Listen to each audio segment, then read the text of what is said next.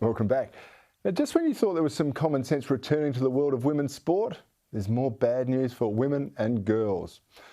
This week saw Gymnastics Australia set new guidelines for male and female competitors in the sport. It's pretty much a free-for-all now, with competitors picking whatever costume they want to wear, they can pick whatever change room they want to use, and they can choose the competition, male or female, that they want to participate in. Now, that'll bring joy to all you parents entrusting your pre-teen girls to community gymnastics where they can share the locker room with teenage boys.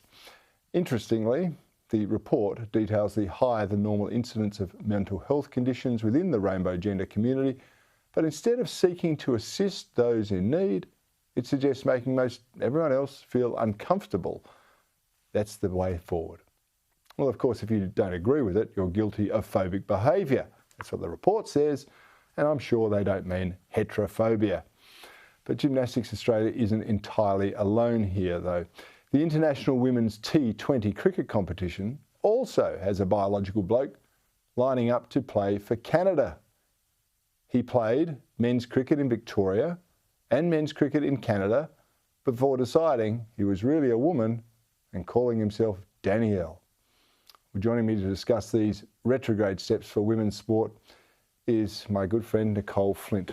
Nicole, I thought we were making progress here about men competing against women, biological men competing against women in women's sports, denying them of opportunities, athletics and swimming, they were right on the money.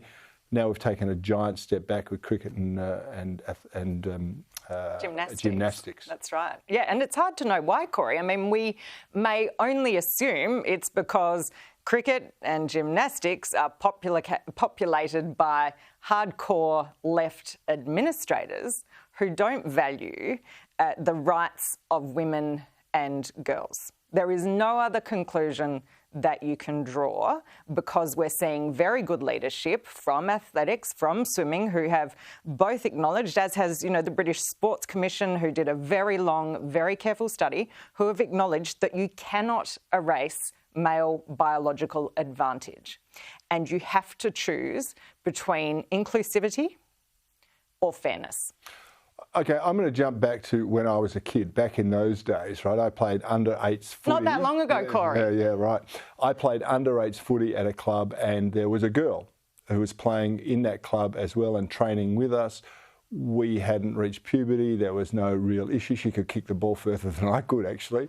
And is there a problem, though, in junior kids' sport where boys and girls openly mix and it's reasonably fair? There's no testosterone giving one an advantage over the other? Well, we do. Look, Corey, we do see that. My nieces and nephews play a lot of rugby, for example. Lots of young girls and, under 10s participating.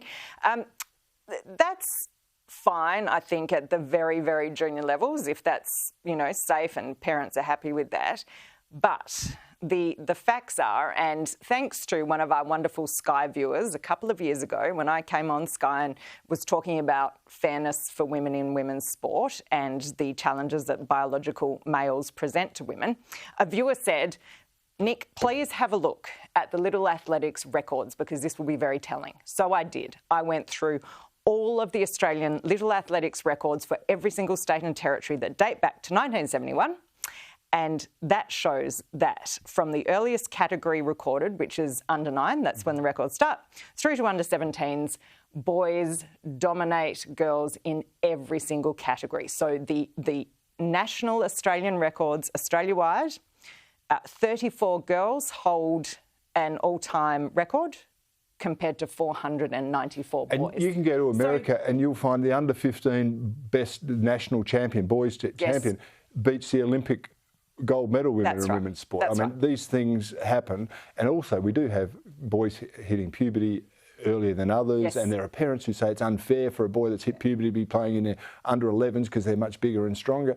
So why are we allowing boys to be playing in girls' competitions? I don't know. I don't know. And again, I guess it's fine for the really little ones, the under 8s, as you said.